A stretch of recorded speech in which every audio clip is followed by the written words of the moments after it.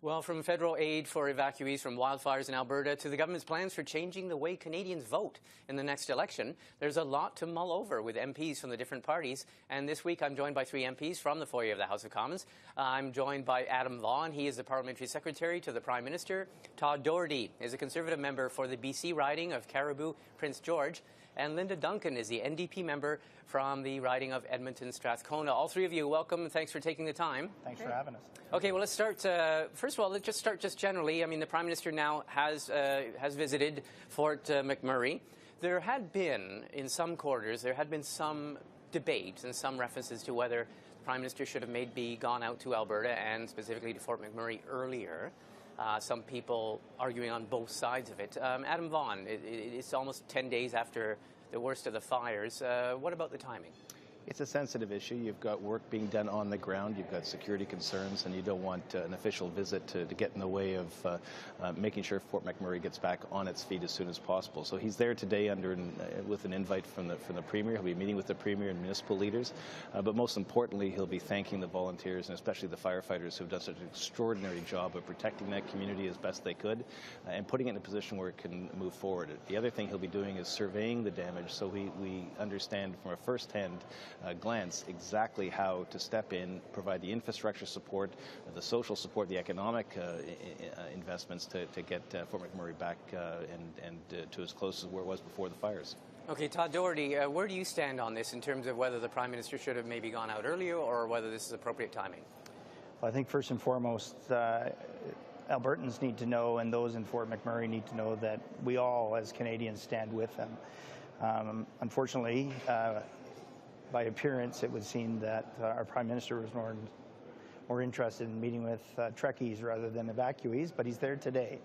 And that the important part is that we get Fort McMurray rebuilt, and we get those people that were affected, Albertans that were affected by this terrible situation, not only back home and rebuilt, but back to work. And if this government was going to really have an impact on the Albertans and those affected, they'd make some major announcement, not just about infrastructure, but maybe even pipelines. Okay, Linda Duncan, you're riding Edmonton-Strathcona. Edmonton obviously brimming with evacuees from Fort McMurray in the area. We do know that the EI now is going to kick in because Edmonton and other parts of Saskatchewan and northern Alberta now are qualifying because of the unemployment insurance. The rates are now high enough for the qualification. Your thoughts on whether this was timely or the timing of the visit? Well, first of all, we don't know that. We know that the review has shown, and probably some time ago, that those in Edmonton should have qualified long ago for the extended EI benefits. They still have not announced that, as far as I'm aware. Mm-hmm. Frankly, I think that those who are suffering in the fire in Fort McMurray and area, because it is and area, right, I think care less about the Prime Minister coming there. Going to Fort McMurray, he's not going to be talking to evacuees. He needs to be in Edmonton at the University of Alberta. He needs to be in Lac-La-Biche and all the surrounding communities where people are forced to live temporarily. So what's really important is the federal government steps up to the plate, extends EI, makes sure that people get their checks in the mail for pensions, for disability payments and so forth, and for First Nations peoples are appropriately looked after and evacuated if necessary. Okay, let's go to another one of the big issues this week, and that was the announcement by the government. Adam Vaughan, your government announced its plans, or the beginning of the whole process, to reforming the electoral, the electoral system on how Canadians are going to vote in the next election. The committee, you basically announced the composition of the committee that's going to report back to Parliament for December 1st, and you want to have hearings across the country and town halls from every MP. That committee, though, didn't get exactly a warm welcome. The configuration of this committee is being criticized by the other parties in Parliament. You're going to have 6 Liberals, 3 Conservatives, an NDPer, and someone from the Bloc Québécois and the Green Party, although those last 2 parties won't have any voting rights on the committee. There's been a lot of criticism about how you're starting out the whole process with this committee. How do you answer that criticism? We're committed to bringing electoral reform forward, and we need to do it in a way that gets it ready for the next election because our commitment to Canadians was to do just that. And so we've struck a committee, yes, that reflects the makeup of the House of Commons, but at the end of the day, it's the House of Commons itself, all 338 members, that will get a say as to whether or not the reforms that are proposed move forward, and we have to remember that. What this committee is going to be doing is deepening the consultations with as many Canadians as possible, and composing, in collaboration with opposition parties, all of the parties that are in the House, to come up with a set of ideas that move us into the 21st century. So I appreciate that there's criticism of the process, and people will gain trust in the process as the collaboration takes place, hopefully. And we're looking forward to listening to all members of Parliament. I know that my Conservative colleague is going to say the only way to move forward is with a referendum, up or down to whatever is decided.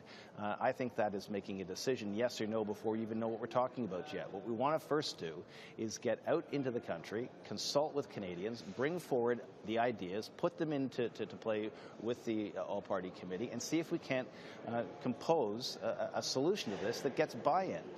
And from there move forward. And I think it's early to judge the process. It's early to decide whether you have to say yes or no to the outcome, because we're right at the start of this process, and we're looking for good faith from everybody to try and arrive at a solution that all of us are comfortable with. It's a tricky thing to do, and I appreciate the suspicion you're going to hear from my colleagues on the other side of the floor.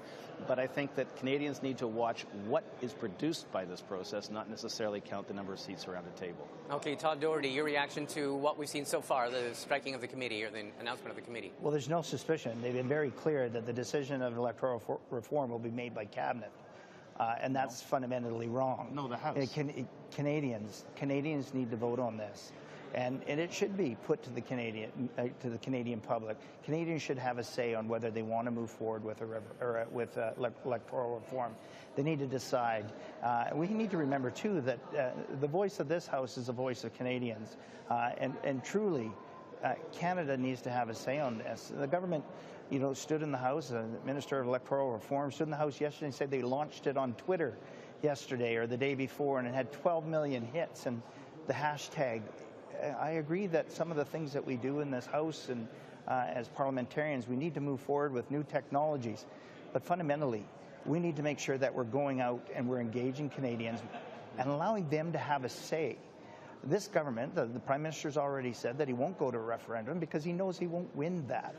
So everything that we do in this government will end up doing, whether it's the debate that they've forced closure on, and if they don't like what they're hearing, their idea is to pick up their toys and move on to the next sandbox, and that's unacceptable. Okay, Canadians need to have a voice. Okay, Linda Duncan, I want you to weigh in on this. I mean, this is the beginning of a process, an important one, probably one of the more important things that you'll ever decide on. What do you make of it? Well, this is the beginning on behalf of the Liberals. Frankly, New Democrats have been talking to Canadians of electoral reform for decades. Certainly since I was elected 8 years ago, constantly hearing from my constituents wanting to put in a new system that more fairly represents Canadians' votes. The first example by the Liberals is, as my colleague Conservative Party have said, is they're fixing the review by giving themselves, again, like all the committees here now, with the majority Liberals. And our experience has been they reject almost every amendment brought forward. So it is not a fair, open, nonpartisan process. It's a totally Liberal-controlled process, even though people can sit in the chairs.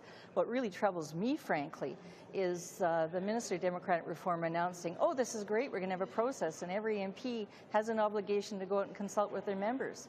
Well, where's the budget? Where are the materials on the alternatives? That's fine for her. She's got a big budget. She can share that with her colleagues. The onus is on the government to be reaching out to Canadians in cooperation with us, all the elected members in the House, and with all the organizations like Equal Vote and so forth, who really want to have a genuine dialogue about this. So saying, okay, you MPs, you can conduct a forum in your constituency this summer. First of all, worst possible time to consult with anybody. Secondly, only so many people can come to a room in a consultation. So I had hoped better from this government that had promised an open, inclusive, participatory process. I want better for my constituents. Adam Vaughan, I'm going to put probably the most persistent point that, but the most persistent criticism has been that if you're going to, you've heard the criticism about the composition of the committee. People have said it's either one or the other. Committee that might be beyond just majority parliament. If you're not going to have a referendum, could you make the committee at least proportionally representative of the votes in the last election? In other words, guaranteeing buy-in by the other parties or participation in more than just the standings in parliament. I think the majority Liberal position allows us to frame the timetable to make sure we get this done in time for the next election. But I think that what we just heard was some valuable information and quite frankly, constructive criticism. Making sure that there is additional capacity for MPs to consult is a good idea. I'll bring it to the minister's attention. We need to start to figure out a way to trust each other and to trust each other in collaborating this legislation. And I was in the last session of Parliament.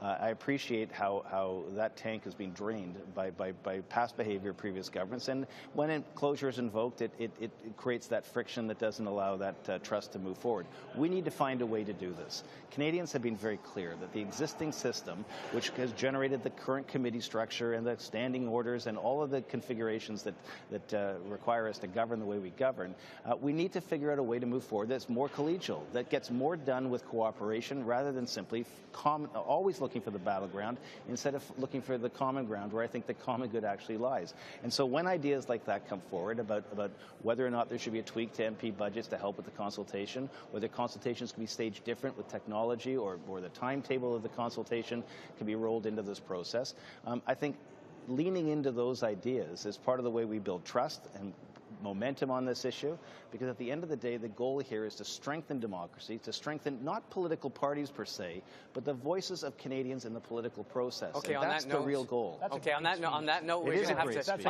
On that note, we are going to have to. Transparent ways have gone out the windows. You talk about trust. You talk about trust, and as my honourable colleague mentioned, as soon as the bills and legislation gets to committee, and that's what the Liberals have said, just let us get it to committee and we'll work on it and we'll work together in collaboration and we'll move down the way holding hands. And the reality is that you impose your will. You mentioned it in the first, the majority of the government. The will is often imposed to sustain a legislative timetable. We're out of time. I'm going to have to wrap it up. Something tells me we will be discussing this as this process continues on and as we see the makeup of that committee. I want to thank all three of you for taking the time. As I say, obviously a subject that we will continue to pursue. Thanks for taking the time and speaking with us. Thanks again. Thank you.